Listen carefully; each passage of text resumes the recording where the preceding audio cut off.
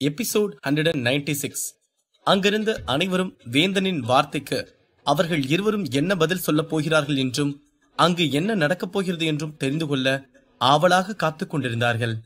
ஏனென்றால் இதுவரை அரசபுரத்தின் மக்களும் சரி, எந்த வம்சத்து ஆட்களும் சரி, வேந்தனின் பேச்சை கேட்காமல் சென்றால் அவர்களுக்கு மரணத்தை தான் அவன் பரிசளித்திருக்கிறான் என்பது அனைவருக்கும் தெரிந்த ஒன்றாகும்.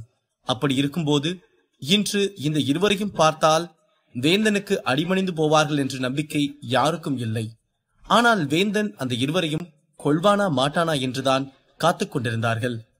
அந்த இருவரில் ஒருவன் வேந்தனை பார்த்து, நீ யாராவனாலும் இருந்துக்கோ, நீ செஞ்சது தப்பான விஷயம், அதுக்காக தான் நாங்க கேள்வி கேட்டுட்டு இருக்கோம். அது எந்த விதத்திலையும் தப்பா இருக்காதுன்னு எங்களுக்கு தெரியும். அதனால நீ சொல்றதெல்லாம் எங்களால பண்ண முடியாது. உன்னால முடிஞ்சதை நீ பண்ணிக்கோ என்று கோபமாக கூறினான். அதை கேட்ட வேந்தன் சிறு புன்னகை செய்துவிட்டு, ஓ அப்படியா, அப்போ நீங்க பேசின பேச்சுக்கான பரிச வாங்கிட்டு போங்க என்று கூறிவிட்டு தனது கையை மேலே உயர்த்தி நின்றான். அப்போது வானத்தில் இருந்து ஒரு சக்தி வந்து அந்த இருவரையும் 1000 கிலோ இருக்கும் பொருள் விழுந்தது போல அழுத்தியது. அந்த இருவரும் அந்த வெயிட்டை தாக்குப்பிடிக்க முடியாமல் அங்குமிங்கும் அசையவும் முயற்சி செய்தார்கள். ஆனால் அவர்களால் ஒரு துளியும் நகர முடியவில்லை. அவர்கள் முகமெல்லாம் வலியில் சிவந்து போனது. அதை பார்த்த வேந்தன் ஏளனமாக சிரித்துவிட்டு ஒரு சொடக்கு போட்டான். அப்போது வானத்தில் இருந்து வரும் சக்தி மறைந்தது. அவர்கள் இருவரும் கீழே விழுந்தார்கள். மீண்டும் மெல்ல தட்டுத்தடுமாறி எழுந்து வேந்தனை பார்த்து முறைத்துக் கொண்டிருந்தார்கள். அதை பார்த்த வேந்தன் இருவரையும் பார்த்து கிண்டலாக சிரித்துவிட்டு, இங்க பாருங்க, நான் யாருக்கும் 2வது வாய்ப்பு கொடுக்கறது இல்ல.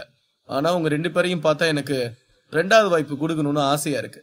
இப்ப கூட நீங்க உங்க ஆற்றலை மட்டும் என்கிட்ட கொடுத்துட்டு இங்க இருந்து போயிருங்க. அப்படி போனா உங்க உயிராவது தப்பிக்கும் என்று கூறினான். அப்போது அதை கேட்ட அந்த இருவரில் ஒருவன், என்னடா கண்ணுக்கு தெரியாத சக்தியை வச்சு என்னையும் என் நண்பனையும் கீழே அழுத்திட்டு என்னமோ பெரிய மாவீரன் மாதிரி பேசிக்கிட்டு இருக்க. நீ தைரியம் இருந்தா எங்க 2 பேரோட சக்தியை முறியடிச்சு காட்டுறா, பார்க்கலாம் என்று கூறிவிட்டு அந்த இருவரும் அவர்களது மேக்சிமம் சக்தியை எடுத்து வேந்தனை தாக்கினார்கள். வேந்தனும் அவனது நெருப்பு சக்தியை எடுத்து அந்த 2 சக்திகளை நோக்கி தாக்கினான். அந்த 2 சக்திகளும் முறியடிக்கப்பட்டது. அதன் பிறகுதான் அந்த நெருப்பு சக்தி வேகமாக சென்று அந்த இருவரின் மீது பட்டது. அவர்கள் இருவரும் அந்த சக்தி பட்டு தாங்க முடியாமல் கத்தி கதறினார்கள். அப்போது அந்த சக்தி அவர்களை அப்படியே மேலே உயர்த்தி பிடித்து சிறிது நேரம் அந்த நெருப்பு சக்தி அவர்கள் இருவரின் உடம்பையும் வாட்டி வதைத்தது. அவர்கள் இருவரும் அங்கு இருப்பவர்களும் மிரளும் அளவுக்கு கத்தி கதறினார்கள். அதை பார்த்த வேந்தன் சிறு புன்னகை செய்துவிட்டு மீண்டும் ஒரு சொடக்கு போட்டான். அப்போது அந்த நெருப்பு அவர்கள் இருவரையும் அப்படியே எரித்தது. அவர்கள் இருவரும் சாம்பலாகி கீழே விழுந்தார்கள். அதை பார்த்த அங்கிருந்த எக்ஸ்பர்ட்களுக்கு பேரதிர்ச்சியாக இருந்தது. அது மட்டுமின்றி அவர்கள் வேந்தனை பயத்துடன் பார்த்து கொண்டிருந்தார்கள். அங்கு நடந்ததை பார்த்த விஜயனும் இளங்கோவனும் வஞ்சகமாக சிரித்துவிட்டு, நீ சொன்ன மாதிரியே உன் பையன் அவனுக்கு 2 பேரையும் கொன்னுட்டான் பாத்தியா விஜயன், அதுதான் வேந்தன் என்று பெருமிதமாக கூறினான் இளங்கோவன். ஆமா இளங்கோ என்று கூறிவிட்டு கர்வமாக தலை நிமிர்ந்து நின்று கொண்டிருந்தார் விஜயன். மறுபக்கம் இருந்த மக்கள் கூட்டம் அதிர்ச்சியோடு வேந்தனை பார்த்து, இந்த வேந்தனோட நெருப்பு சக்தி இவ்வளவு சக்தி வாய்ந்தவனா என்று அதிர்ச்சியுடன் பேசிக் கொண்டிருந்தார்கள். வேந்தன் சக்தியில் இப்போது எப்படி ஈவிரக்கம் பார்க்காமல் கொள்கிறானோ அதேபோல்தான் அவன் அரசபுரத்தின் ராஜ்யத்திலும் அவன் மக்களையும் சற்றும் கண்டுகொள்ளவே மாட்டான். அவனது ஒரே நோக்கம் அவனது தந்தை விஜயன், தங்கை வனிதா மற்றும் அவர்களை சார்ந்திருப்பவர்கள் மட்டும் நன்றாக இருந்தால் போதும். இப்போதும் வேந்தன் அந்த 2 நபர்களை கொன்றதற்கான காரணம் அவர்கள் அவனது பேச்சை கேட்காததனால்தான். அவர்கள் இருவரும் அவர்களது சக்தியாற்றலை கொடுத்திருந்தால் வேந்தன் அந்த 2வது லெவல் லைட் ரேஸில் சிறிது நேரம் நின்று சக்தி எடுத்திருந்தால் போதும். அதனால்தான் வேந்தன் அந்த இருவருக்கும் ஒரு வாய்ப்பு கொடுக்கிறேன் என்று கூறினான். இல்லையென்றால் அந்த இருவரையும் முதலில் அவர்கள் பேசிய போதே கொன்று வீழ்த்தி இருப்பான். அந்த முதல் லெவல் லைட் ரேஸில் வேந்தன் தனக்கு தேவையான ஆற்றலை எடுத்துக்கொண்டான். அந்த சக்தியோடு சேர்த்து தான் அவனது நெருப்பு சக்தியும் அந்த இருவரையும் நோக்கி தாக்கினான். அந்த சக்தி மேலும் வலிமையடைந்திருப்பதை இப்போதுதான் உணர்ந்தான் வேந்தன். அந்த ரகசிய இடத்திற்கு வெளியே இருந்த மக்கள் அனைவரின் பார்வையும் திடீரென்று அந்த வானத்திலிருந்து வரும் லைட் ரேஸின் பக்கம் திரும்பியது. ஏனென்றால் அந்த வானத்தில் இருந்து ஒரு பாதுகாப்பு வளையம் வந்து அந்த 9 லைட் ரேஸ்களையும் கவர் செய்தது. அதன் பிறகு அரசபுரத்தின் மக்கள் அனைவரும் திரும்பி வேந்தனின் சக்தியை பார்த்து கைதட்டி பாராட்டினார்கள். அதை பார்த்த விஜயனுக்கு சற்று பெருமையாக இருந்தது. அதை பார்த்த சோமன், இப்ப அவன் என்ன மெடல் ஜெயிச்சிட்டான்னு இங்க இருக்கவங்க எல்லாம் கத்தி கூப்பாடு போட்டுட்டு இருக்கானுங்க என்று கோபத்துடன் கேட்டான். நான் தான் சொன்னேன்ல மச்சான், இந்த மக்கள் எப்போ சண்டை போடுவாங்க எப்போ சேர்ந்துக்குவாங்கன்னு ஒண்ணுமே தெரியாதுடா. அதுவும் இல்லாம இந்த மார்ஷியல் ஆர்ட்ஸ் உலகத்துல இப்படி இருந்தாதான் உயிர் தப்பிக்க முடியும்டா. இல்லனா இந்த விஜயன் பார்த்து வச்சுட்டு மக்களை சித்திரவாதம் பண்ணுவான். இங்க இருக்க யாருக்கும் தெரியாத ஒரு விஷயம் சொல்றேன், பக்கத்துல வா என்று மெல்லமாக கூறினான் மகிழன். அதை கேட்டு சோமன் பக்கத்தில் வந்து நின்றான். மகிழன் அங்குமிங்கும் சுற்றி பார்த்துவிட்டு, இந்த விஜயன் பொறுப்புக்கு வரல, அப்படி இருந்தே அவனை ஆதரிக்காத ஆளுங்களெல்லாம் பார்த்து வச்சு அவங்க தனியா மாட்டும் போது அவங்கள துன்புறுத்தி கொன்னுட்டு அவனே படை வீரர்களை விட்டு என்ன பிரச்சனைன்னு பார்க்க வைக்கிறான் மச்சான், தெரியுமா என்று கூறினான். என்னடா இந்த ஆளு பார்க்க பழைய சோறு மாதிரி இருக்கான், இவன் இவ்வளவு வேலை பாக்குறானா என்ன என்று கேட்டான் சோமன். மச்சான், இவனுங்க பார்க்கதாண்டா இப்படி பண்ற வேலையெல்லாம் கேட்டேன்னா ரொம்ப கொடூரமா இருக்கும். இப்ப நான் சொன்னதெல்லாம் இவனுங்க பண்ற அட்ராசிட்டியில சின்ன சின்ன விஷயம் தான்டா என்று கூறினான் மகிழன். சரி, எல்லா விளக்கும் அணையறதுக்கு முன்னாடி ஆடிதான் அணையும், அதே மாதிரிதான் இந்த விஜயனும் வேந்தனும் ஆடுற ஆட்டமும் என்று கூறினான் சோமன். ஏதோடா எங்க அரசபுரத்துக்கு நல்லது நடந்தா சரி, எங்க மாஸ்டர் எங்க அரசபுரத்துக்கு நல்லதான் நினைப்பாரு. ஆனா பாக்கலாம்டா, இப்போதைக்கு அவர் போட்ட திட்டத்துக்கு எதிராதான் எல்லாம் நடக்குது, முடிவு நல்லபடியா இருந்தா சந்தோஷம்தான் என்று கூறினான் மகிழன். அதை கேட்டு சோமன் ஆமென்று தலையசைத்து விட்டு மீண்டும் அந்த பெரிய மேஜிக் ஸ்கிரீனை பார்த்து நின்றான். அந்த பாராட்டுகளுக்கு பிறகு வேந்தனின் பார்வை 4வது லெவல் லைட் ரேஸில் நின்று கொண்டிருந்த வேங்கையின் மீது வந்தது. அவன் மெதுவாக நடந்து சென்று வேங்கையனுக்கு பின்னால் நின்றான். அங்கிருந்த சோமன், மச்சான், அவன் என் நண்பன் வேங்கையனுக்கு பின்னாடி நிக்கிறான்டா, அவன் என் நண்பனை எதுவும் பண்ணிட போறான்டா என்று பதட்டத்தில் கொந்தளித்தான். அதை பார்த்த சோமனின் நெஞ்சம் வேக வேகமாக அடித்தது. வேந்தன் அங்கு நின்று கொண்டு மற்ற லெவல் ரைட் ரேஸ்களை பார்த்தான். ஆனால் அவன் முடிவாக வேங்கையனைத்தான் தாக்க வேண்டும் என்று முடிவெடுத்து விட்டான். அங்கு வேங்கையின் சக்தி ஆற்றலை எடுத்துக் கொண்டிருந்தான். அவனை பார்த்த வேந்தன் வஞ்சகமாக சிரித்துவிட்டு அவனது சக்தியை எடுத்து வேங்கையனை தாக்கினான் வேந்தன். இதற்கு முன்பு அந்த 2 நபர்களை அந்த 2வது லெவல் லைட் ரேஸில் இருந்து வெளியே வர வைக்க எந்த சக்தியை கையாண்டானோ அதே சக்தியை வேங்கையனிடம் கையாண்டு அவனை அலறவிட்டான் வேந்தன். அந்த சக்தி பட்டதும் வேங்கையனின் உடம்பு நடுங்க ஆரம்பித்தது. அவன் மெதுவாக கண்களை திறந்து வேந்தனை கோபமாக பார்த்துவிட்டு, உனக்கு என்னடா வேணும், எதுக்குடா என்ன உன் சக்தியை வச்சு அடிச்ச என்று கேட்டான். வேந்தன் சக்தி பட்டு வேங்கையனின் உடல் உள்ளுறுப்புகள் எல்லாம் சேதமடைந்தது. ஏனென்றால் அவன் தியானத்தில் அந்த சக்தியை கட்டுப்படுத்தி வைத்திருக்கும் போது திடீரென்று ஒரு சக்தி வந்து தாக்கினால் அந்த கவனம் சிதறும். அப்போது அந்த லைட் ரேஸிலிருந்து வந்த சக்தி அந்த வீரனை காயப்படுத்தும் என்பது அனைவரும் அறிந்த ஒரு விஷயம்தான். ஏண்டா, தியானத்துல இருக்கிறவனை எதுக்கு அடிப்பாங்க? என் சக்தி உனக்கு பாதி சக்தி கொடுக்கறதுக்கா? உன்னை இந்த இடத்த விட்டு வெளியே தூக்கி வீசாதாண்டா. அதுவும் இல்லாம நீ இந்த தமிழ்வாணனோட நண்பன் தானே, அப்ப முதல்ல உன்னதான் அடிச்சிருக்கணும். நான் தான் தேவையில்லாம 2 பேரை கொன்னுட்டு அதுக்கப்புறம் உங்ககிட்ட வந்துட்டேன் என்று வேங்கையனை பார்த்து ஏளனமாக பேசினான் வேந்தன். அதை பார்த்த வேங்கையனுக்கு கோபம் வந்து விட்டது. அவன் தனது வாளை எடுத்துக்கொண்டு வந்து வேந்தனுக்கு முன்னால் நின்றான். அதை பார்த்த அங்கிருந்த எக்ஸ்பர்ட்கள் அனைவரும் பேரதிர்ச்சி அடைந்தார்கள். ஆனால் வேங்கையன் சற்றும் பயப்படாமல் நின்று கொண்டிருந்தான். வேங்கையனின் உள்ளுறுப்புகள் காயப்பட்டிருந்தது. அவனால் வேந்தனுடன் சண்டை போட முடியாத நிலை இருந்தாலும் சண்டை போட்டு தோற்றுவிடலாம், சண்டையிடாமல் மடிவது கோழைகள் செய்யும் செயல் என்று எண்ணிக்கொண்டு தைரியமாக நின்று கொண்டிருந்தான். வேந்தன் மற்றவர்களாக இருந்தாலும் ஒரு வாய்ப்பு கொடுத்திருப்பான். ஆனால் வேங்கையன் தமிழ்வாணனின் நண்பன் என்பதால் அவன் வாளோடு நின்று கொண்டிருப்பதை பார்த்த வேந்தன் சற்றும் யோசிக்காமல் தனது சக்தியை எடுத்து வேங்கையனை தாக்கினான். அதை பார்த்த வேங்கையன் அவனது வாளை வைத்து அந்த சக்தியை வெட்டி எறிந்தான். இருப்பினும் அதிலிருந்து வந்த சில சக்திகள் வேங்கையனை தாக்கி காயப்படுத்தியது. அந்த சக்தி அவனது வயிற்றில் பட்டதும் வேங்கையனுக்கு வாயில் இருந்து ரத்தம் வந்தது. அவன் அப்படியே முட்டி போட்டு கீழே அமர்ந்தான். இருப்பினும் அவன் தனது வாளை தரையில் குத்தி மெதுவாக மேலே எழுந்து மீண்டும் சண்டைக்கு தயாராக நின்றான். அதை பார்த்த அங்கிருந்த எக்ஸ்பர்ட்கள் அனைவரும் வேங்கையனை திகைத்து போய் பார்த்து கொண்டிருந்தார்கள். வேங்கையன் மீண்டும் அதே தைரியத்தோடு நின்று கொண்டிருந்தான். அப்போது ஆதன் வேங்கையனுக்கு சொன்ன வார்த்தைகள் தான் ஞாபகத்திற்கு வந்தது. வேங்கையா, உன் வாள் சக்தி ரொம்ப பயங்கரமா இருக்கு.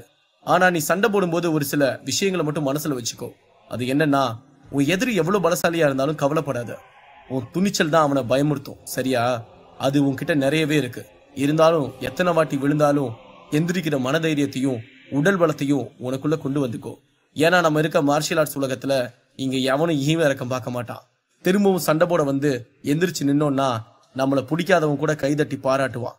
தோக்கிறது ஜெயிக்கிறது அடுத்த விஷயம், அதுக்கு முன்னாடி நம்ம மக்கள் மனசுல இடம் பிடிச்சிருவோம் என்று கூறினான்.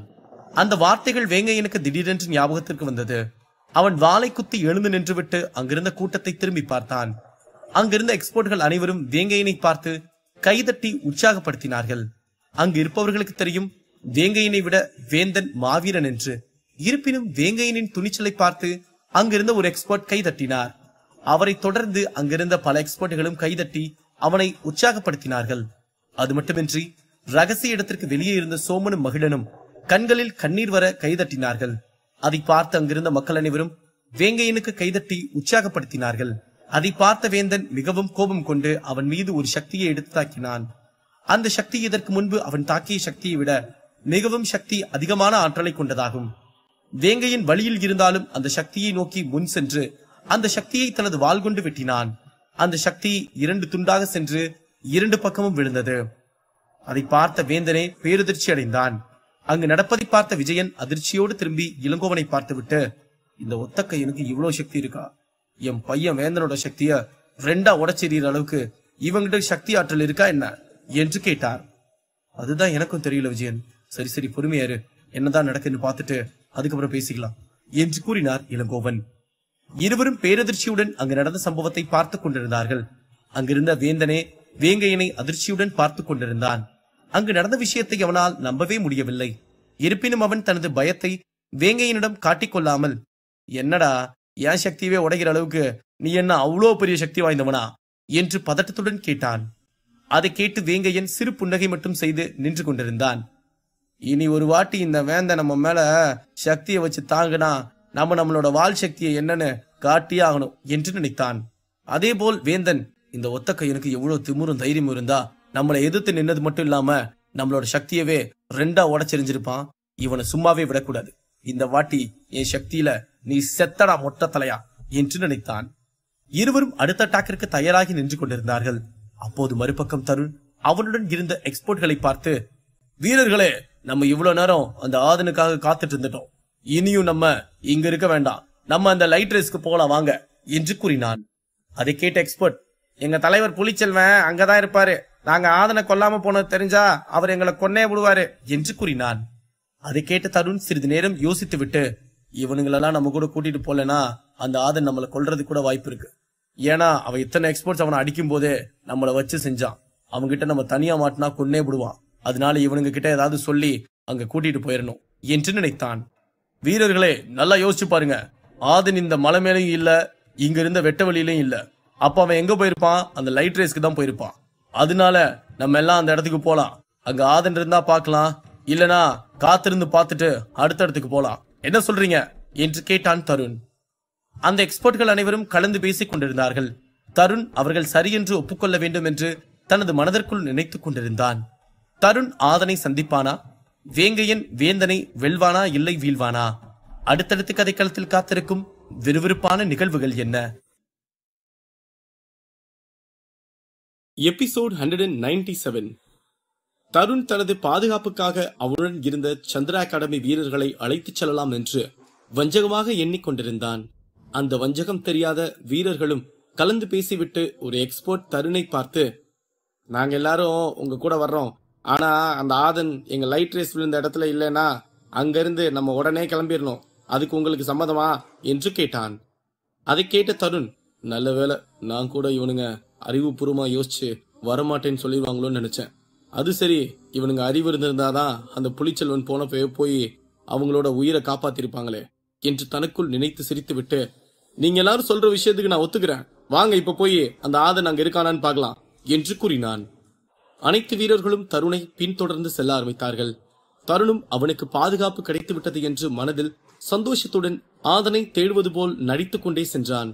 மறுபக்கம் வேங்கையன் அடிபட்டு வலியோடு வேந்தனுடன் சண்டை போட நின்று கொண்டிருந்தான். அங்கிருந்த மக்கள் வேந்தன் வேங்கையனை கொல்லப் போகிறான் என்று எண்ணிக்கொண்டிருந்தார்கள்.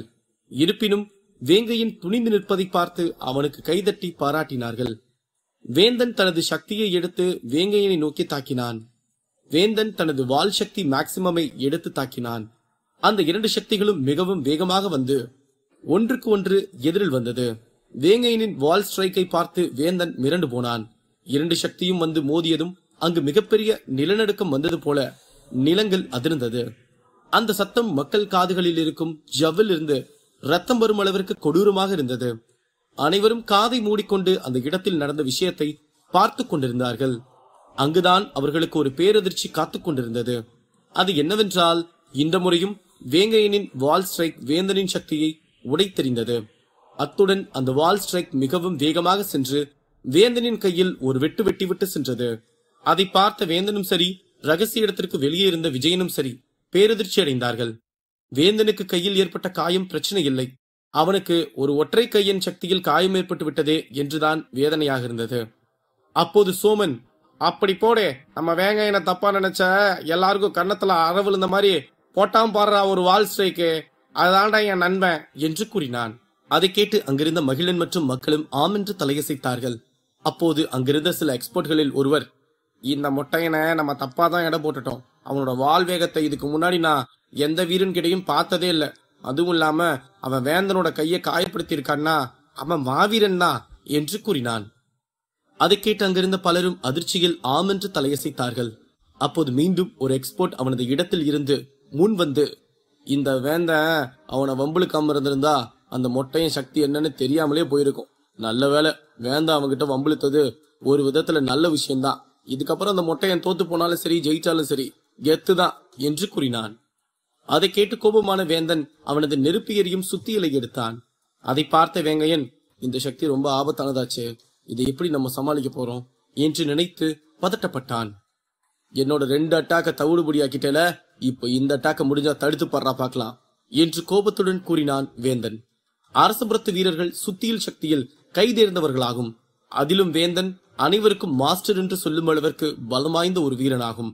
அப்படி இருக்கும்போது அவன் சுத்தியலில் தனது நெருப்பு சக்தியை போட்டு தாக்க தயாராக இருக்கிறான் என்றால், அந்த சக்தி இரட்டிப்பு வேகத்துடனும் வலிமையுடனும் வந்து வேங்கையனை தாக்க தயாராக இருந்தது.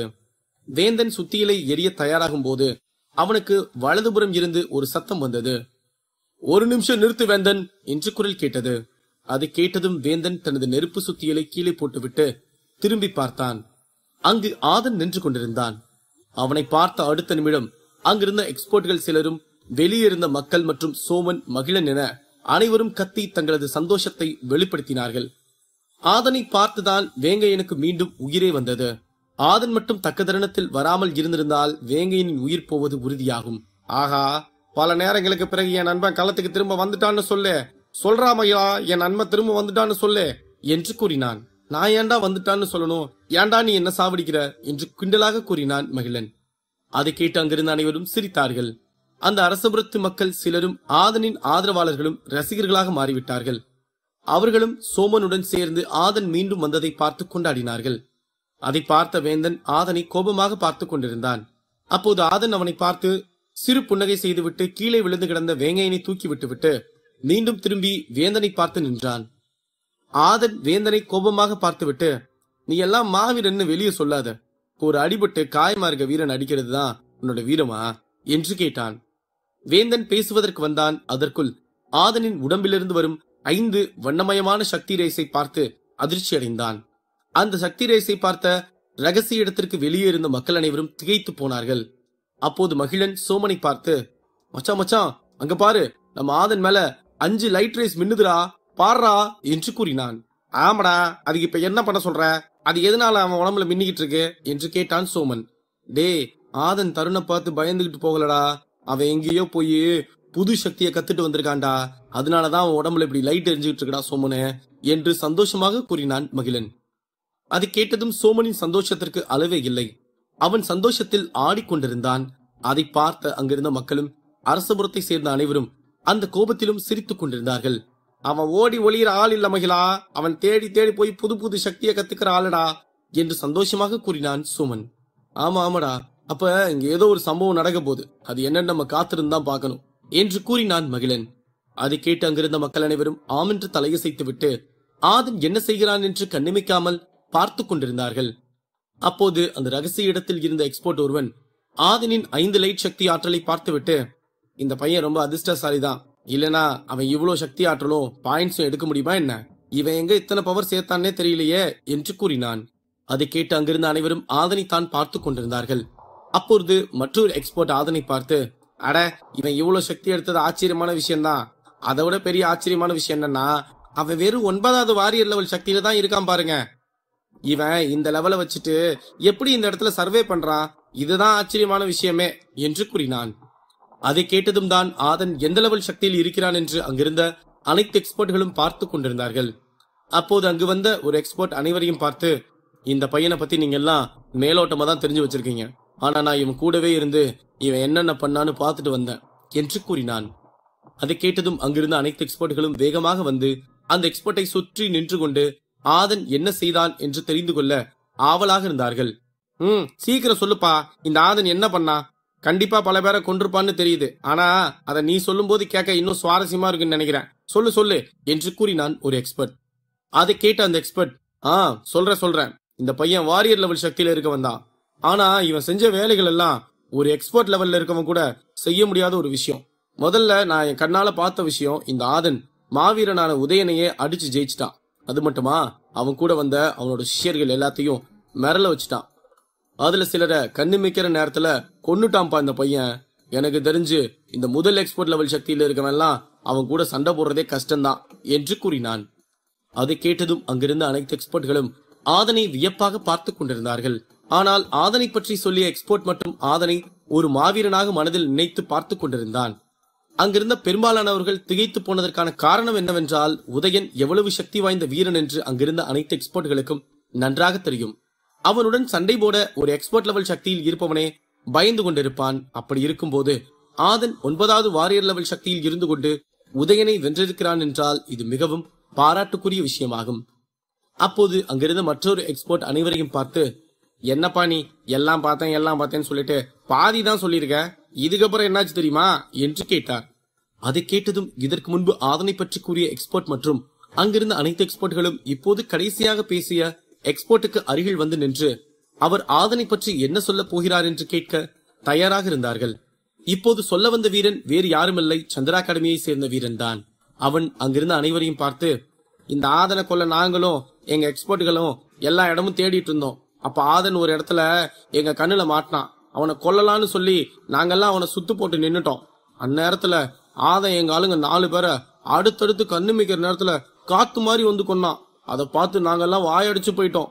இது மட்டும் தான் நீங்க நினைக்கலாம், ஆனா இதுக்கப்புறம் தான் விஷயமே இருக்கு. அது என்னன்னா, சடையன் உங்களுக்கு நல்லா தெரியும் நினைக்கிறேன் என்று கூறினான். அதை கேட்ட அங்கிருந்த எக்ஸ்பர்ட்கள் ஆர்வத்துடன் ஆம் என்று தலையசைத்தார்கள். மீண்டும் அந்த சந்திரா அகாடமி வீரன் பேசுவதற்கு ஆரம்பித்தான்.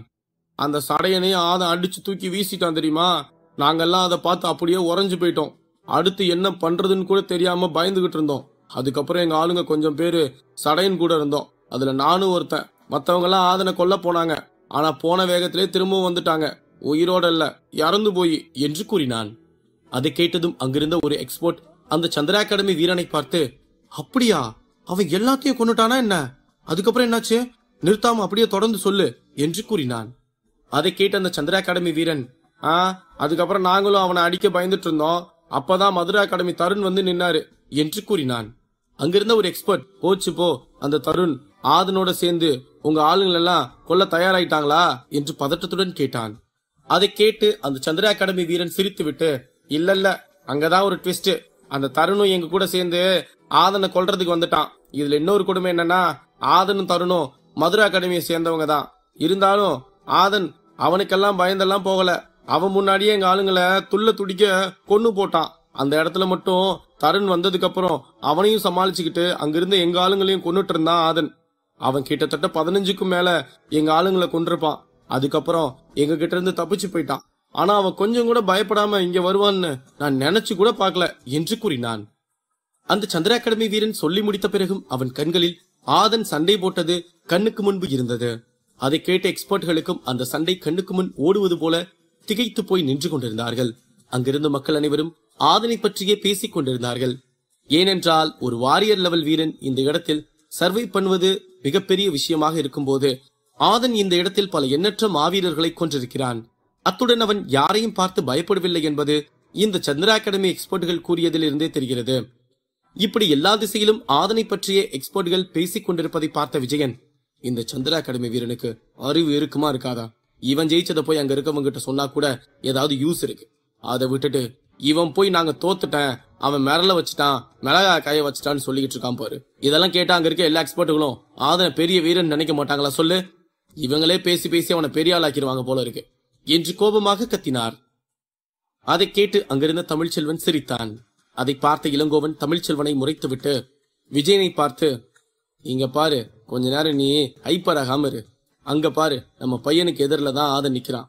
கண்டிப்பா 2 பேருக்கும் சண்டை வரும். அப்போ அந்த தமிழ்வான் வர்றதுக்குள்ள அந்த ஒத்த கையனையும் ஆதனையும் நம்ம பையன் கொன்றுவான். அப்புறம் எதுக்கு நம்ம கவலைப்பட்டு இருக்கணும் சொல்லு என்று கூறினான். அதை கேட்டதும் தான் விஜயன் அமைதியானான். அவன் வேந்தன் உடனே ஆதனை கொல்ல வேண்டும், அப்போதுதான் வேந்தனை பற்றி அங்கிருக்கும் நபர்கள் பேசுவார்கள் என்று எண்ணிக்கொண்டிருந்தார். மறுபக்கம் வேந்தனும் அங்கிருக்கும் எக்ஸ்போர்ட்களும் ஆதனை பற்றியே பேசிக் கொண்டிருப்பதை பார்த்து கோபத்தின் எல்லைக்கு போனான். அவன் ஆதனை முறைத்துக் கொண்டிருந்தான். ஆதனுக்கும் வேந்தனுக்கும் சண்டை வருமா? ஆதன் செய்ய போகும் அதிரடியான விஷயம் என்ன? அடுத்தடுத்து கதைக்களத்தில் காத்திருக்கும் அதிரடியான சம்பவங்கள் என்ன? எபிசோட் 198. வேந்தன் ஆதனை கோபமாக பார்த்துக் கொண்டிருந்தான். ஆனால் ஆதன் அங்கிருந்த எல்லா எக்ஸ்பர்ட்டின் பேச்சையும் காது கொடுத்து கேட்கவில்லை. அத்துடன் அவன் வேந்தனையும் கவனிக்கவில்லை. ஆதன் வேந்தனை பார்த்து பேசிவிட்டு சென்று தனது நண்பனான வேங்கையனை ஒரு பாதுகாப்பான இடத்தில் அமர வைத்துவிட்டு அவனுக்கு அருகில் அமர்ந்து அவனுக்கு ஏதேனும் வெளிக்காயப்பட்டிருக்கிறதா என்று பார்த்து கொண்டிருந்தான். அப்போது ஆதன் வேங்கையனை பார்த்து, வேங்கையா, உனக்கு ஒன்னும் பெரிய காயம் இல்லையே என்று கேட்டான். வேங்கையன் ஆதனை பார்த்து சிரித்து விட்டு, இல்ல ஆதன், ஆனா வயிறு மட்டும்தான் ரொம்ப வலிக்குது. அவன் முதல் சக்தி வந்து என் வயிற்றுல அடிச்சுச்சு ஆதன். அதுவும் இல்லாம அவன் நான் தியானத்துல இருக்கும் போது என்ன அடிச்சதால அந்த லைட் ரேஸ் என்ன தாக்கிருச்சு. அதுதான் உள்ளூர் புகழ் கொஞ்சம் காயப்பட்டது என்று கூறினான். அதை கேட்டதும் ஆதன் கண் கலங்கியது. அவன் தனது பாக்கெட்டில் இருந்த ஹீலிங் மாத்திரையை எடுத்து வேங்கையனுக்கு கொடுத்தான். ஆதன் இந்த மாத்திரையை அந்த நட்சத்திர பள்ளத்தாக்கில் வென்ற போது முதல் பரிசு கேட்டு வாங்கி கொண்டு வந்து அசோகனுக்கு கொடுத்து அவனது காயங்களை சரி செய்தான். இன்று தனது நண்பனான வேங்கையனுக்கு கொடுத்து அவனது வலியை போக்க வேண்டும் என்று கொடுத்தான். அந்த மாத்திரையை வேங்கையனுக்கு கொடுத்துவிட்டு ஆதன் அப்படியே கோபமாக திரும்பி வேந்தனை பார்த்தான். வேந்தனும் ஆதனை கோபமாக பார்த்து கொண்டிருந்தான். அப்போது வேந்தன் ஆதனை ஏளனமாக பார்த்துவிட்டு, நீ எல்லாம் இன்னும் உயிரோடு இருக்கிறதே என்னால நம்ப முடியல. இதுல நீ என்னென்னமோ செஞ்சுக்கிட்டு இருக்கேன்னு இங்க இருக்க எல்லா எக்ஸ்பர்ட்டும் பேசிட்டு இருக்காங்க. சரி, இங்க எப்படியோ எல்லாருக்கும் தெரிஞ்சாலாயிட்ட. ஆனா இதெல்லாம் உண்மை இல்ல. நீயா 4 பேர்கிட்ட சொல்லி அந்த கூட்டத்துக்குள்ள போய் சொல்லுங்கன்னு அனுப்புனியான்னு தெரியல என்று கூறிவிட்டு அந்த 2 நபர்களை விரட்டிவிட்ட லைட் ரேஸில் சென்று நின்றான். அந்த லைட் ரேஸ் மெல்லமாகத்தான் சக்தி ஆற்றலை வெளிக்கொண்டு வந்து கொண்டிருந்தது. அதனால் வேந்தன் உள்ளே நின்று கொண்டு ஆதனுடன் பேசிக் கொண்டிருந்தான். இருப்பினும் ஆதனின் உடம்பில் இருந்து வந்து கொண்டிருந்த அந்த 5 வண்ணமயமான சக்தி வாய்ந்த ஆற்றலை பார்த்து முகத்தை சுளித்தான். இப்ப நான் உன்கிட்ட பேசிக்கிட்டு இருக்கிறது என்னை பத்தி நீ தெரிஞ்சுக்கணும்னு இல்ல, இங்க இருக்கவங்க தெரிஞ்சுக்கணும்னு இல்ல. நீ என் நண்பனை தியானம் பண்ண விடாம அடிச்சு வெளியே துரத்தி விட்டுருக்க. அதுக்கு நீ பதில் சொல்லிதான் ஆகணும், இல்லனா நான் உன்னை பதில் சொல்ல வைப்பேன் என்று கோபமாக கூறினான் ஆதன். ஆதனுக்கு முன்பிருந்தே இந்த வேந்தனையும் வனிதாவையும் பிடிக்காது. ஏனென்றால் இவர்கள் இருவரும் அவர்கள் குடும்பத்தை சேர்ந்த ஆட்களை தவிர மற்றவர்கள் அனைவரையும் குறைவாகவே நடத்தி கொண்டிருந்தார்கள். அது மட்டுமின்றி வேந்தன் ஆதனை, தமிழ்வாணனை, வேங்கையனை என்று மூவரையும் மிகவும் மோசமாக நடத்தி கொண்டிருந்தான். இப்போது வேந்தன் வேங்கையனை தாக்கியுள்ளான் என்பது ஆதனுக்கு அவன் கோபத்தை மேலும் அதிகமாக்கியது. வேங்கையன் மட்டும் சற்று வலிமையானவனாக இருந்திருந்தால் வேந்தனின் சக்தி அவனை கொன்றிருக்கும் என்பது ஆதனுக்கு மட்டும்தான் தெரிந்த ஒன்றாகும்.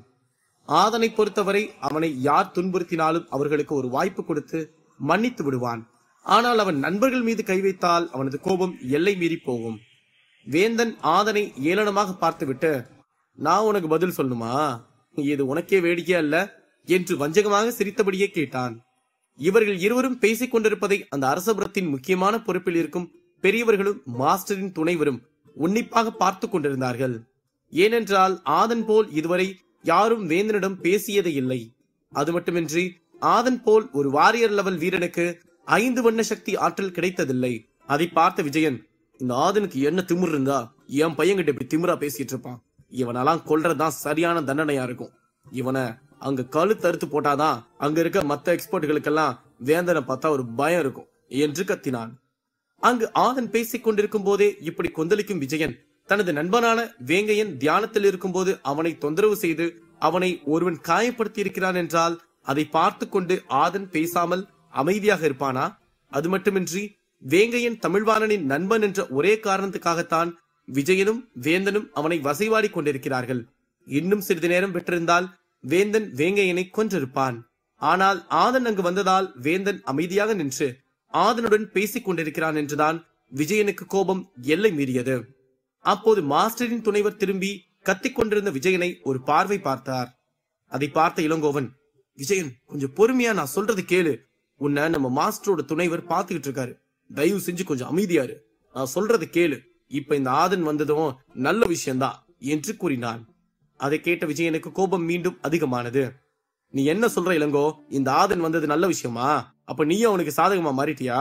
அப்ப போ, அந்த தமிழ் செல்வன் கூட சேர்ந்துக்கோ போ என்று கத்தினார். டே விஜயன், நான் சொல்றத முழுசா கேள்றா, அதுக்கப்புறம் எதுவா இருந்தாலும் பேசு. ஹீரோ மாதிரி வேந்தன் இருக்கும் போது இந்த ஆதன் மாதிரி கோமாளிக்கு நான் சப்போர்ட் பண்ணுவானா சொல்லு என்று கூறினார் இளங்கோவன். அதை கேட்டதும் தான் விஜயன் அமைதியானார். அவர் மெல்ல திரும்பி இளங்கோவனை பார்த்து நின்றார். அப்போது இளங்கோவன் விஜயனை பார்த்து, அந்த ஆதன் இப்போ ஏதோ பெரிய பாயிண்ட்ஸ் ஜெயிச்சுட்டு வந்திருக்கான். அதனாலதான் அவனை சுத்தி 5 வண்ண லைட் சக்தி இருக்கு பாத்தியா? இப்ப நம்ம வேந்தன் ஆதனை கொன்னானா அவனோட சக்தி எல்லாம் நம்ம பையனுக்கு வந்துரும். அப்போ நம்ம பையன் தான் அந்த இடத்துலயே முதல் இடத்துல இருப்பான். அதோட அவன் சக்தி நம்ம நினைச்சு பார்க்காத அளவுக்கு அதிகமாயிரும் என்று கூறிவிட்டு அவருக்கு அருகில் சென்று, அப்புறம் அடுத்த பொறுப்பு நம்ம கிட்டதான் வரும். அப்ப வேந்தன் தமிழ்வாணனையும் நீ தமிழ் செல்வனையும் கொன்னுட்டா அதுக்கப்புறம் நமக்கு பிரச்சனையே இருக்காதுல்ல என்று மெல்லமாக கூறிவிட்டு வஞ்சகமாக சிரித்தார். அதை கேட்டதும் விஜயனின் முகம் மேலும் சந்தோஷமாக மாறியது. இருப்பினும் அவர் எந்த ஒரு உணர்ச்சியையும் அவரது முகத்தில் காட்டிக்கொள்ளவில்லை. மறுபக்கம் ஆதன் வேந்தனை பார்த்து, உனக்கு வேணும்னா இது வேடிக்கையானதா இருக்கலாம், ஆனா நான் சீரியஸா தான் கேக்குறேன். ஏன்னா நீ என் நண்பனை காயப்படுத்திருக்க, அதுக்கு உனக்கு சரியான பதிலடி கொடுத்தாங்கன்னு என் ரத்தெல்லாம் கொதிக்குது என்று கூறினான். ஆதனின் பேச்சை கேட்டு மீண்டும் நக்கலாக சிரித்தான் வேந்தன். அவன் ஆதனை பார்த்து, நானும் பாக்குறேன் நீ எனக்கு என்ன தண்டனை கொடுக்கிறேன்னு என்று கூறிவிட்டு அந்த லைட் ரேஸில் நின்று கொண்டே தனது நெருப்பு சக்தியை எடுத்தான். அதை பார்த்த ஆதன் பயப்படவே இல்லை. அவன் வேந்தனை நோக்கி முன் சென்றான். அப்போது அவனது வேகம் ஒரு நட்சத்திரத்தின் அளவுக்கு மாறியது. அதை அப்படியே பயன்படுத்தி அந்த லைட் ரேஸை நோக்கி வேகமாக பறந்து சென்றான் ஆதன். அதை பார்த்து அங்கிருந்த எக்ஸ்பர்ட்கள், இப்படித்தான் இந்த லைட் ரேஸுக்குள்ள ஒருத்தன் போய் அந்த லைட் ரேஸ் அவனை தூக்கி எரிஞ்சிச்சு. ஆனா ஆதன் அதை விட பல மடங்கு வேகமா அந்த லைட் ரேஸ்குள்ள போறா, அங்க என்ன நடக்க போதோ என்று பேசிக் கொண்டிருந்தார்கள். ஆதன் வேகமாக சென்று அந்த லைட் ரேஸ் பட்டதும் அவனது உடம்பும் அந்த லைட் சக்தியால் கவர் செய்யப்பட்டது. அங்கிருந்த அனைவரும் ஆதன் வேந்தனின் லைட் ரேஸில் தான் நுழைகிறான் என்று எண்ணிக்கொண்டிருக்கும் போது அங்கிருந்த அனைவருக்கும் ஒரு ட்விஸ்ட் கொடுத்தான் ஆதன். அவன் நுழைந்தது வேந்தனின் லைட் ரேஸ் இல்லை, வனிதாவின் லைட் ரேஸ். அதிலிருந்து வந்த லைட் சக்தி ஆற்றல் ஆதனை ஏதும் செய்யவில்லை. அவன் அடுத்தடுத்த அடி வேகமாக எடுத்து வைத்து முன்னேறி சென்று கொண்டிருந்தான். அவன் எவ்வளவு வேகத்தில் அதற்குள் நுழைந்தானோ அதே வேகத்தோடு அந்த லைட் ரேஸிற்குள் நடந்து சென்றான். முடிவாக அவன் வனிதா சக்தி ஆற்றல் பெற்றுக் கொண்டிருக்கும் இடத்தை அடைந்தான். இதற்கு முன்பு ஆதன் சொல்லிய வார்த்தைகளை எல்லாம் வேந்தன் பெரிதாக எடுத்துக்கொள்ளவே இல்லை. ஆனால் இப்போது ஆதன் நுழைந்திருப்பது தனது தங்கையான வனிதாவின் லைட் ரேஸிற்குள். இப்போது வேந்தனின் கோபம் எல்லை மீறியது. அவன் ஆதனை பார்த்து, நீ எதுக்கு இப்ப என் தங்கச்சி இருக்க லைட் ரேஸ்குள்ள போன? ஒழுங்கா வெளியே வந்துடுறா, இல்லனா உன் ஃப்ரெண்ட கொல்றதுக்கு கூட நான் தயங்க மாட்டேன்டா என்று கோபத்தில் கத்தினான். அதை பார்த்த ஆதன் சிறிது நேரத்திற்கு முன்பு வேந்தன் பேசியது போலவே பேசி கிண்டல் செய்தான். நீ பேசுறது ரொம்ப வேடிக்கையா இருக்கு வேந்தன். ஏன்னா நான் உன் தங்கச்சிக்கு பக்கத்துல இருக்கேன். நீ உன் சக்தியை எடுத்து என் ஃப்ரெண்ட அடிக்கிறதுக்குள்ள உன் தங்கச்சி கழுத்தறுத்து எரிஞ்சிட்டு போயிட்டே இருப்பேன் பாக்குறியா என்று நக்கலாக கூறினான். அதை கேட்டு வேந்தனுக்கு கோபம் அதிகமானது. ஆனால் அவன் ஏதும் செய்ய முடியவில்லை. காரணம், ஆதன் சொன்னதுதான் சரி. வேந்தனின் சக்தி சென்று வேங்கையனை அடித்தால் அவன் இறந்து விடுவான். ஆனால் அந்த சக்தி வேங்கையனை நெருங்குவதற்கு முன்பு ஆதன் தனது தங்கையை கொல்ல வாய்ப்பிருக்கிறது. அதை பார்த்த வேந்தனுக்கு என்ன செய்வதென்றும் தெரியவில்லை. ஆதன் அடுத்து என்ன செய்ய போகிறான் என்றும் தெரியாமல் குழப்பத்தில் இருந்தான். அப்போது வேந்தனின் டிவைன் சென்ஸில் ஒரு குரல் கேட்டது. நான் சொல்றது நீ அப்படியே அவன் கிட்ட சொல்லு. ஆதன், நீ இந்த மாதிரி பண்றது ரொம்ப தப்பு. இது அரசபுரத்தோட விதிமுறைக்கு எதிரானது. தேவையில்லாத வேலையை செஞ்சேனா உன்னை இங்கிருந்து வெளியே அனுப்புறதும் இல்லாம உனக்கு தண்டனையும் கிடைக்கும். ஆதன், இது அப்படியே ஆதன் கிட்ட சொல்லு என்று கேட்டது. வேந்தனும் கேட்டுவிட்டு அதை அப்படியே ஆதனை பார்த்து கோபமாக கூறினான். ஏனென்றால் இப்போது ஆதன் வனிதாவை அட்டாக் செய்தால் அவளால் தன்னை காப்பாற்றிக் கொள்ள முடியாது. அது மட்டுமின்றி அந்த சக்தி ஆற்றல் எடுத்துக்கொண்டிருக்கும் போது அடித்தால் அந்த லைட் ரேஸும் வனிதாவை தாக்கி காயப்படுத்தும். அதனால் தான் வேந்தன் பதறிக்கொண்டிருந்தான். அந்த டிவைன் சென்ஸில் பேசியது வேறு யாரும் இல்லை, விஜயன் தான். தனது மகளை காப்பாற்றுவதற்காக வேந்தன் மூலமாக சில வார்த்தைகளை சொல்லி ஆதனை பயமுறுத்த பார்த்தார். வேந்தனின் பேச்சை கேட்ட ஆதன், இது ரூல்ஸா? அப்படி உங்க அரசபுரம் தண்டனை கொடுக்கறதா இருந்தா உனக்கு தான் முதல்ல கொடுக்கணும். ஏன்னா நீதான் என் நண்பன் சக்தி ஆற்றல் எடுத்துட்டு இருக்கும் போது அவன் அடிச்சு காயப்படுத்தின என்று கூறிவிட்டு திரும்பி அங்கு சக்தி ஆற்றல் எடுத்துக்கொண்டிருக்கும் வனிதாவின் அருகில் சென்று சத்தமிட்டு கத்தினான். அந்த சத்தம் மிகவும் கொடூரமாக கேட்டது. அந்த சத்தம் கேட்டு அங்கிருந்த எக்ஸ்போர்ட்கள் அனைவரும் அவரவர் காதுகளை மூடிக்கொண்டார்கள். அப்போதும் அவர்களுக்கு அந்த சத்தம் கேட்டது. அங்கு இருந்த நிலமே அதிர்வதற்கு ஆரம்பித்தது. அந்த சத்தத்தை கேட்டு வனிதாவின் உடம்பு நடுங்க ஆரம்பித்தது. அவளுக்கு அந்த சத்தமே ஏதோ ஒரு சக்தி வந்து அவளை தாக்குவது போல உணர்ந்து பதட்டமடைந்தாள். அந்த பதட்டத்தில் அவள் திடீரென்று கண்களை திறந்து விட்டாள். அப்போது அந்த லைட் ரேஸில் இருந்து வந்த சக்தி அவளது உடம்பில் பட்டதும் அவளுக்கு வலிகள் ஏற்பட்டது. வனிதாவின் முகம் சிவப்பாக மாறியது. இருப்பினும் அவள் சக்தி ஆற்றல் மிக்கவளாக இருந்ததால் அவளுக்கு பெரிய காயங்கள் ஏதும் ஏற்படவில்லை. வனிதா வேகமாக திரும்பி பார்த்தால் அங்கு ஆதன் சிறு புன்னகையுடன் நின்று கொண்டிருந்தான். அங்கிருந்த எக்ஸ்பர்ட்கள் அனைவரும் ஆதன் செய்த காரியத்தை பார்த்து கோபத்தில் இருந்தார்கள். அத்துடன் அந்த ரகசிய இடத்திற்கு வெளியே இருந்த மக்களும் விஜயனும் முகத்தை சுளித்துக் கொண்டு ஆதனை கோபத்துடன் பார்த்து கொண்டிருந்தார்கள். அப்போது அங்கு கூட்டத்தில் இருந்தவர்கள், இந்த ஆதனுக்கு கொஞ்சமாவது அறிவு இருந்தா அவன் இப்படி பண்ணிருக்க மாட்டான். ஏன்னா வேந்தன் ஆதன் கிட்ட எவ்வளவு தூரம் சொன்னான். அந்த பேச்ச கொஞ்சம் கூட காதுல வாங்காம அவன் வனிதா காது கிட்ட போய் கத்தி அவளை அந்த சக்தி ஆற்றல் எடுக்கிறதுல இருந்து மாத்தி விட்டுட்டான். ஆதன் எதுக்கு இந்த வேலையை செஞ்சுக்கிட்டு இருக்கான் என்று பேசிக் கொண்டிருந்தார்கள். வேந்தனின் பேச்சை கேட்கக்கூடாது என்பதற்காகத்தான் ஆதன் கத்தி வனிதாவை தியானத்திலிருந்து எழுந்திருக்க வைத்தானே தவிர மற்றபடி அவன் அவளை தொந்தரவு செய்ய வேண்டும் என்பதற்காக ஆதன் இப்படி செய்யவில்லை என்பது அவனுக்கு மட்டும்தான் தெரியும். ஆதன் செய்த காரியத்தை பார்த்த அரசபுரத்தின் முக்கியமான பொறுப்பில் இருப்பவர்கள் அனைவரும் ஆதனை முகத்தை சுழித்துக் கொண்டு பார்த்தார்கள். விஜயனுக்கும் இளங்கோவனுக்கும் கோபம் எல்லை மீறியது. ஆனால் அவர்கள் மாஸ்டரின் துணைவர் இருப்பதால் தங்களது கோபத்தை கட்டுப்படுத்திக் கொண்டு நின்றிருந்தார்கள். ஏனென்றால் விஜயன் தனது மகனை யாராவது தவறாக பேசினால் கூட கோபத்தில் கொந்தளிப்பான். ஆனால் இன்றோ அரசபுரத்தின் இளவரசியும் தனது மகளுமான வனிதாவை இந்த ஆதன் தொந்தரவு செய்கிறான் என்பது அவருக்கு எல்லையில்லாத கோபத்தை கொடுத்தது. இருப்பினும் பல்லை கடித்துக் கொண்டு நின்றிருந்தார். அப்போது மகிழன் சோமனை பார்த்து, என்ன மச்சான், ஆதன் இப்படி எல்லாம் பண்ணிட்டு இருக்கான். இந்த மாதிரி எல்லாம் அவன் பண்ண மாட்டானே. அவன் வெட்டு ஒண்ணு துண்டு ரெண்டுன்னு பண்றாளு. அப்படி இருக்கும்போது இவன் எப்படி ஒரு பொண்ணுகிட்ட இப்படி நடந்துகிட்டா என்று கேட்டான். இல்ல மச்சான், ஆதன் ஏதோ காரணத்துக்காக தான் இப்படி பண்ணிருக்கான். ஏன்னா அவன் ஒரு பொண்ணுகிட்ட இப்படி எல்லாம் பண்ணக்கூடிய ஆளே இல்ல மச்சான். அவன் வெளியே வரட்டும், அது என்னன்னு கேட்டு நம்ம முடிவு எடுத்துக்கலாம். நம்ம மத்தவன் மாதிரி நம்மளா ஒரு முடிவு எடுக்க வேண்டாம் என்று கூறினான் சோமன். நீ சொல்றது உண்மைதான் மச்சான், எதுவா இருந்தாலும் பேசிட்டு முடிவு எடுத்துக்கலாம் என்று கூறினான் மகிழன். மறுபக்கம் வனிதா ஆதனை கோபமாக பார்த்து கொண்டிருந்தாள். ஆதன் எதுவும் பேசாமல் வனிதாவை பார்த்து கொண்டிருந்தான். வனிதாவிற்கும் ஆதனுக்கும் சண்டை வருமா? அங்கிருக்கும் எக்ஸ்பர்ட்களுக்கு காத்திருக்கும் அதிர்ச்சி என்ன? அடுத்தடுத்து கதைக்களத்தில் காத்திருக்கும் விறுவிறுப்பான நிகழ்வுகள் என்ன?